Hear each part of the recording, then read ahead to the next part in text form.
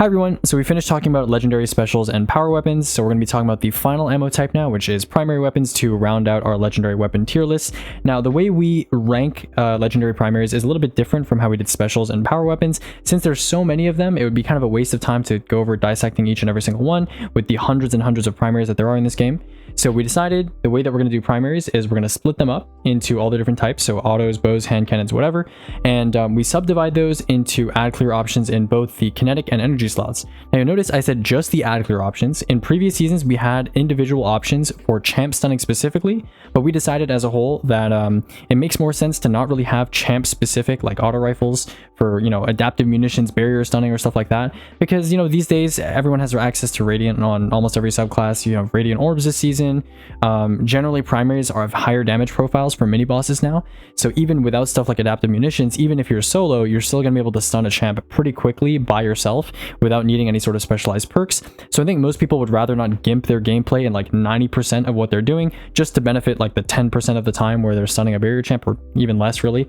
So that's kind of why I decided to remove the champ stun row, so you'll see that that's kind of gone this season, which makes our jobs a lot easier. I mean, there's a lot less rows now, so that's nice. I'm going to be going over all the changes from all the new auto rifles, bows, whatever that we got this season, and I'll tell you if I think they're better than what was already on this list, and if they are, we'll talk about why I replaced them, and yeah, that'll be it. So let's go ahead and first talk about auto rifles. So auto rifles, there were two changes this season. We have Veiled Threat, which I decided would replace Rufus's Fury. Now the reason for that is Rufus's Fury, strong archetype, right? It's a rapid fire auto, it's strand, it has access to stuff like Demo, Frenzy, you know, good perks. However, I do think Veiled Threat has the better origin trait in Radiolaria Transposer. This is one of the strongest origin traits for ad clear that we've ever gotten, arguably maybe the strongest next to Curse Thrall. And I'll certainly talk about this in my origin trait tier list, but for now, I think it's certainly great. Rapid fire frame, same thing as Rufus's Fury, but it has access to some cool utility perks like attrition orbs and shoot salute, with Rufus's Fury doesn't have access to. Now the only problem with this is that it doesn't really have a strong neutral reload perk. Like loose change and threat detector are kind of situational, but you can get this thing to a pretty respectable reload stat of 74 even without any sort of reload perk, which doesn't feel horrible. And perks like Desperate Measures, you know, higher damage cap than something like Rufus's Fury can reach. So I thought overall, I would say it's a better auto rifle for kinetic ad clear than Rufus's Fury. That's not to say Rufus's Fury is, you know, horrible or anything. I do think Veiled Threat is slightly better though. And of course, in the primary, you know, best in slot pick, I still have Breakneck with, you know, Enlightened Actions, Kinetic Tremors, you know, Shoot Salute, Onslaught, that sort of thing. Pretty strong pick as well. So moving down the list, we have No Hesitation next. Now, No Hesitation is going to be our energy auto rifle ad clear best in slot pick. The reason for this is a couple things, right? So first of all, No Hesitation is a support frame auto. Now, support frame autos actually do higher DPS to miners than rapid fire frames, despite having lower RPM in exchange for having a projectile travel time. Now, this does take a little bit of getting used to, but once you get the hang of it, this thing is very, very strong just in terms of raw ad clear, raw lethality. But it also has a host of good perks, right? It has Physic, which pairs well with it, allows you to give resto to your teammates. You have, of course, Incandescent, there's like Attrition Orbs, you have Circle of Life, Desperate Measures, you have Demo, so a ton of really, really great perks on this thing just as a whole, as an auto rifle, right? On top of that, you can cure your teammates, so there's some kind of synergy with Solar 3.0 and Prismatic. Dealer's Choice is not a horrible origin trait, and the final nail in the coffin was really, you can give your teammates at a splash level a 10% stacking global universal damage buff that works with Lumina, it works with Well, it works with Radiant, it works with basically any global buff that's not Empowering Rift. So really, really powerful stuff. It's like a pocket Lumina that doesn't require any sort of exotic investment. So I thought No Hesitation, it's great for endgame content, pretty underrated weapon, I would say, and it replaced Abyss Defiant, which used to be the rank 1 weapon here. And you might be noticing, you know, Abyss Defiant, it got knocked out of rank 1. Why didn't I shift it down to replace the Summoner, which is currently in rank 2? Well, the Summoner, you know, it is a 600 RPM auto, so it does have a better archetype than Abyss Defiant, and in my head at least, when you're using an auto rifle in most content, you're not generally going to be playing at the range where you can comfortably get melee kills, so it kind of made more sense. I think more people would prefer to pick the Summoner's higher damage profile and archetype over a high impact frame auto, that is Abyss Defiant, rather than, you know, having the benefit of a melee oriented but better origin trait. And Wildcard on the Summoner is not horrible either, right? So still great to stand on the Summoner with Heal Clip and Incandescent, but I decided to knock Abyss Defiant out of the equation, especially given how great No Hesitation is for survivability, right? So I think that made the most sense. Okay, moving on. we have Vengeful Whisper. Now, you might have noticed that the second slot in kinetic bows used to be Accrued Redemption from Garden of Salvation. Now, I replaced it this season, and it's for one main reason. Ratconcer has Archer's Tempo, Explosive Head, Precision Frame, basically all the, the hallmarks of like a good bow that people generally look for, right? For endgame content. Just very good neutral perks, very easy to use, high damage, right? I was like, Accrued Redemption is basically the same thing, right? It's basically the same thing. They have the exact same role, right? Same archetype. It's kind of whatever. So some people last season in my comments were saying, hey, I really like using Vengeful Whisper on Strand builds. It has Explosive Head, it has Hatchling, so 2 kind of slash lethality perks. And they were like, hey, you might want to check this out. And I was like, you know what? I'll throw him a bone. It's a precision frame. It's cool. It's whatever. I'll slap it in here, and it's different from Ratconcer, whereas Accrued Redemption is kind of just a worse version of Ratconcer, right? So kind of makes more sense. On top of that, something I would like to note, there's some friends of mine who are saying like, they kind of still repeat the thing where precision frame bows are worse than lightweight bows. After lightweight bows have been buffed, lightweight bows actually inch out precision frame bows in terms of sustained DPS to minors. They're very, very close, actually, almost identical. So I will say they're closer than they used to be, but I will say for bows, per shot damage is often very useful, right? It can be the difference between one-shotting an ad versus two-shotting an ad, right? So precision frame bows, it could be a little bit better to have precision frame bows in some content. So I do tend to skew towards precision frame bows despite the fact that lightweights have higher DPS, but they are very similar in my opinion. So I really won't mark against a bow anymore if it's a lightweight bow. So that's just kind of an important note to have as an aside. Okay, so that's it for kinetic slot bows. Let's move on to energy slot bows. So there's a couple here, right? I've replaced Strident Whistle with Hush. Hush and Strident Whistle have basically the same perk pool. It's just Hush has, number one, enhanceable perks. It's actually easier to farm, and it has just more perks, right? Strident Whistle has Shoot to Loot, Archer's Tempo, Incandescent. Those are like the main draws of picking Strident Whistle. It has Explosive Head as well. Hush, on the other hand, also has Archer's Gambit, which is pretty nice. And it's kind of the same thing as Priestine 4, which we're going to talk about in a second as well. So if you go ahead and look at the primaries here, Priestine 4, Shoot to Loot, Archer's Tempo, Attrition Orbs, Explosive Head, Incandescent, Archer's Gambit. Hush has literally the exact same perks, right? Arguably, Priestine has the better origin trait if you're going to use this thing for like Overload Bow, for example. Stunning Recovery is like a little nice. And I guess Priestine has better stats because it's a Nightfall weapon, but they're essentially the same bow. Like they're like literally the same bow. They're both solar, both precision frames, both have like the same good 3 perks in both columns, so they're basically the same bow. And I do think Strident Whistle is a straight downgrade from both of them, right? So they're both pretty good. I put them as like a utility pick here. I thought it would be a shame to like lose them to the removal of champ stun options, so I thought it kind of made sense to put them here. In terms of ad clear options, we used to have Tyranny of Heaven as the rank 1, and then we used to have Tripwire Canary as the second in command, right? So Tripwire Canary was second because it had Dragonfly and Explosive Head. Tyranny of Heaven, I think Dragonfly and Incandescent is a stronger combo. And I think Non-Denouement has Volt Shot, right? Volt Shot is the first bow with Volt Shot. Volt Shot and Heal Clip perks like that are obviously held back by their need to manually reload. And a bow is the primary that probably has the least problems manually reloading it, given that you reload it literally every shot. So Volt Shot made a lot of sense on this bow for ad clear.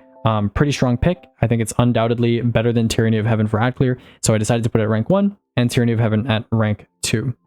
So that's pretty much it for bows. I kind of skipped over looking at their D2 Foundry pages, but I imagine you know what's going on with them already. So let's move on to hand cannons. Now, hand cannons are a little bit interesting. To skip ahead a little bit here, we have added damage hand cannons, right? So a lot of you guys were asking, what is your exact role that you want on Warden's Law, or what is your exact role that you want on Mahis? And so I have listed them here, right? Warden's Law specifically, a lot of people are saying, why don't you recommend 4 times anymore on Warden's Law, etc., etc. The reason for that is because ever since the removal of spec mods, everyone runs backup mag now on most weapons, right? And so Warden's Law, the maximum number of bullets you can actually hit with 1 Lucky Pants proc is 26 bullets or 13 bursts of 2. And if you have appended mag or higher and backup mag, or adept mag, and I think tac mag also work, but to my knowledge, appended mag and backup mag, so you don't lose any stats, you can hit 26 bullets in your mag without needing 4 times a charm, which means you can run Enlighten Action instead. And Enlighten Action stacks very, very quickly on heavy burst hand cannons. And not only that, it boosts your reload to be basically max if you have like a reload masterwork, which means you can use 1 roll in GMs, you can use it for boss damage, you can use it for everything, because you have Enlighten Action, which guarantees you have basically max reload after hitting like literally anything. And then you have Vorpal for that 20% bonus to whether it's champs or bosses, whatever it is. It's just a great, roll overall, which is why I recommend Enlighten Action and Vorpal instead of 4 times these days. Okay, Mahis is basically the same thing. It's just Void, right? You have Enlighten Action, Rapid Hit, and Frenzy. You can choose between Rapid Hit and Enlighten Action. Enlighten Action is, I suppose, easier to proc on targets that don't have any crit. Rapid Hit gives you higher ceiling when it comes to stats, but they'll both basically do the same thing. And if you choose Frenzy, which you should, because it's the only relevant damage perk on this thing, you'll have 100 reload anyway. So it kind of doesn't really matter. I guess you'll have like 300 reload, even though that's not possible, but you'll have a lot of reload is what I'm saying. Okay, so Mahis HC4, there you go. These are the two Lucky Pants hand cannons. I just decided to put them here. So in case anybody has questions about what specific role you should be chasing, you should get these and make sure your mag goes up to a total of 26 on heavy burst hand cannons, at least with the current Lucky Pants duration. All right.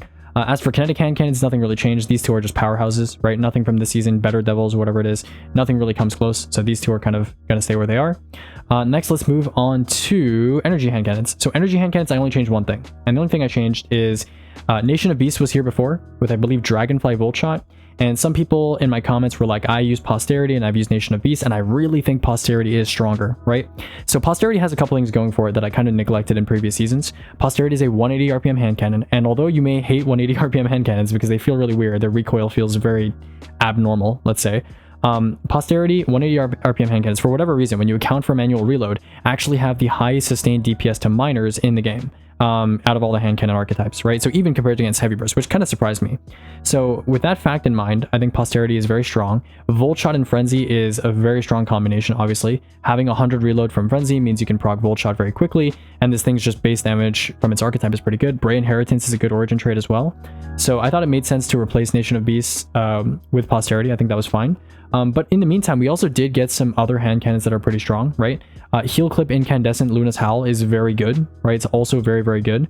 So if you want to break from like Zauli's Bane, or you want to use something with more survivability, Luna's Howl is a good option. Now, I will say Heal Clip does feel a little more underwhelming on hand cannons compared to weapons like rocket sidearms or just regular sidearms or even pulse rifles, because hand cannons kind of naturally have really slow reload, and Luna's Howl, if you don't take any reload perks and you take Heal Clip Incandescent, will have really slow reload. So I hope you have like Flared Magwell or something, and like a reload masterwork. Otherwise, this thing will feel a little bit slow to proc Heal Clip, which can be a little bit I don't know, disorienting when you're trying to get healing.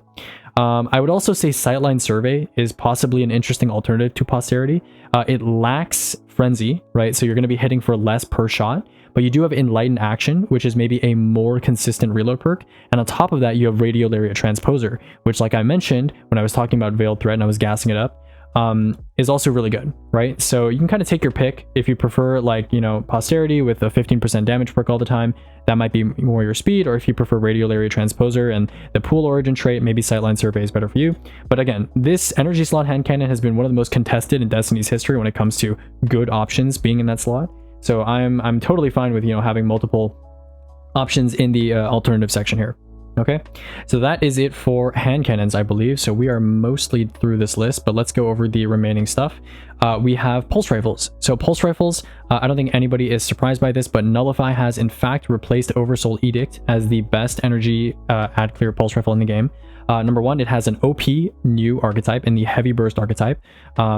I'm sure everyone knows this by now, but I think this is the highest DPS legendary primary archetype in the game, besides like lightweight sidearms or something like that. So pretty crazy for a weapon with the range of a pulse rifle. And this thing is like, they just filled it to the brim with like 75% of its perks are excellent, right? You have Firefly, you have Demo, you have Heal Clip, you have Attrition Orbs, you have Chaos Reshaped, you have Incandescent, you have Desperate Measures. There's just so many good perks on this thing, it's hard to go wrong with it. I think what most people are looking for is like Firefly Incandescent as like a really, really explosive kind of ad clear role, which is, you know, goes in line with what we're aiming for here on the primary tier list or the primary endgame analysis tab. So, you know, I think it's pretty good. I've also put Corasion as the alternative here. We've kind of shifted Oversoul Edict completely out.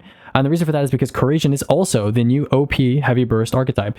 Bungie has this habit recently of introducing new archetypes that are just straight up upgrades against every other archetype in that weapon's type field for no reason. There's no downside, right? Good examples are Waveframe Swords, the new Area Denial Frame GL, the new Heavy Burst hand cannons, Heavy Burst pulse rifles. I don't know, Bungie just likes making archetypes of weapons that are just essentially just higher damage versions of what we have already. So yeah, that's what happened to pulse rifles. These are really strong. Corasion has Enlightened Action Volt Shot, which is what I praise so much on Oversoul Edict, except it has a better archetype and a similarly good origin trait for ad clear. So that's why Corasion is going to take the spot away from Oversoul Edict. Okay, moving on to scout rifles. Scout rifles, we have some interesting picks here. So kinetics, I don't believe changed at all. Yeah, kinetics didn't really change at all. But we do have a new option in the energy slot, and that is, I believe, Time Worn Wayfarer. Yes. So Time Worn Wayfarer aggressive scouts recently got I think it was 25% buff in PvE. Now that's not enough to make them like better than rapid fires or anything like that, but they're not as horrible as they used to be. They're just slightly, I believe, below high impacts, which makes them kind of even with the rest of the pack. Scouts are not hugely different in their DPS from lowest to highest RPM, so it's not the biggest deal in the world.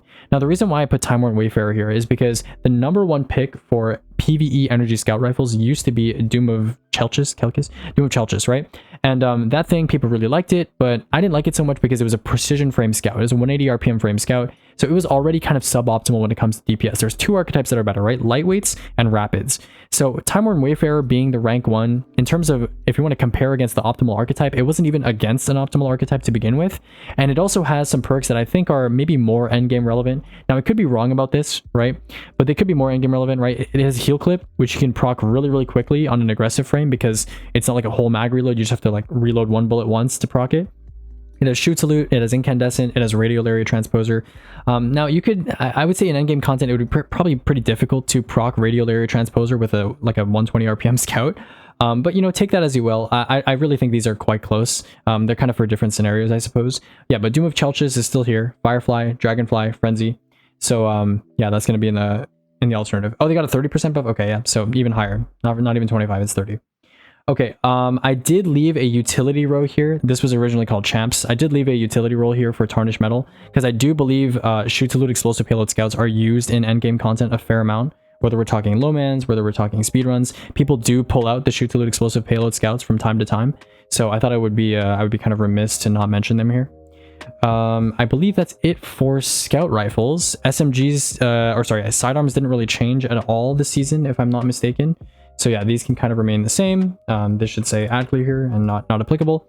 And finally, we have SMGs. So SMGs, energy SMGs, I mean, some people have been asking me about like bug out bag and no survivors and other kind of energy SMGs. Again, energy SMGs are really just take it as you go, right? It's, I would say, at least from my findings when I'm looking at primary sustained DPS to minors, lightweight SMGs are a big standout against the rest of the SMG field, whether we're talking precisions, adaptives, whatever. Lightweights are a big standout, so I do prioritize a lightweight SMG over the other archetypes by a lot. But I will say some of the SMGs that you guys have been, talking about, whether we're talking about Callus Mini Tool or Unforgiven, they're all great. They're all great. They're not terrible. I didn't mention them in the alternatives here, but like SMGs are, I feel like energy SMGs are kind of like energy hand cannons. Like really just use what goes with your build or use what's kind of like your preference, because there's so many of them that are pretty strong. I don't think people really need too much advice on those. So the last substitution here that we made is Imminence, right? So I believe previously we had Adjudicator in this slot from Prophecy. Adjudicator is not bad, but Imminence is obviously much stronger. Imminence has a bunch of great perks, right? It has Chaos Reshaped, which is the main one. Having Chaos Reshaped on a primary allows you to get some sustain, whether we're talking about like low man, solo content. I've seen a lot of people run Chaos Reshaped weapons in like solo GMs recently, where they're doing like ability only because it gives you some healing. So definitely an interesting use for that perk in a high intensity like combat scenario, I suppose. But just in general, this thing's a lightweight, which is great. It's Strand. It has like Enlighten Action, it has Demo, it has Chaos Reshaped, it has like Hatchling, it has Firefly, it has Desperate Measures. A lot of good perks on this thing, pretty solid. And then I also have Multi-Mock CCX here, which used to be, of course, the rank 1, which I shifted out for, in favor of Adjudicator, and or the other way around, I should say. And yeah, this one is also pretty solid. If you want an Attrition Orbs SMG, I would say Multi-Mock is one of the best. Obviously, Imminence doesn't have that. So a pretty solid alternative, and also has access to like Kinetic Tremors, Frenzy. So yeah, pretty good SMG, also a lightweight. Yeah, that's pretty much all I have for primaries. Obviously, rocket sidearms were nerfed recently, so people wanted me to kind of speak on that. Lead from Gold's viability doesn't really change on rocket sidearms with the nerf. The big problem with rocket sidearms that was, the big transformative change, I guess, is that people used to use rocket sidearms in solo content a lot because they used to use heavy ammo finders with them, right? And heavy ammo finders used to progress the same amount as like regular sidearms as they would with like rocket sidearms. I think rocket sidearms were like slightly reduced, but not too much, right? But now they're going to progress the same amount as like a regular special. So I would say rocket sidearms have similar viability as they used to have right now. if you're just doing normal content, like if you're doing a raid or if you're doing like a dungeon, especially if you're not playing alone, right? If you're playing in a group of people, I think rocket sidearms are basically in the exact same place as they were before the patch. If you were playing solo content, right, and you were trying to farm ammo, like you were explicitly trying to farm ammo in an ammo sensitive environment, rocket sidearms are really going to struggle in that department. So I think a lot of people, you're going to see a lot of people revert to Sunshot, a lot of people revert to Graviton, a lot of people revert to maybe just a regular legendary primary in order to farm heavy bricks using finders. Rocket sidearms will not be really compatible with that purpose anymore. But yeah, that's pretty much all I have to say about primaries. The next video we'll be talking about exotic weapons. That one will probably be quite detailed compared to when we last talked about exotic weapons. I really wanted to go over exotic weapons with like a fine-tooth comb and really describe my opinions on how they all fit into the meta. And the meta has shifted, I would say, not drastically, but a fair amount since we last talked about them. So hopefully that will incite some interesting discussion. But until then, goodbye.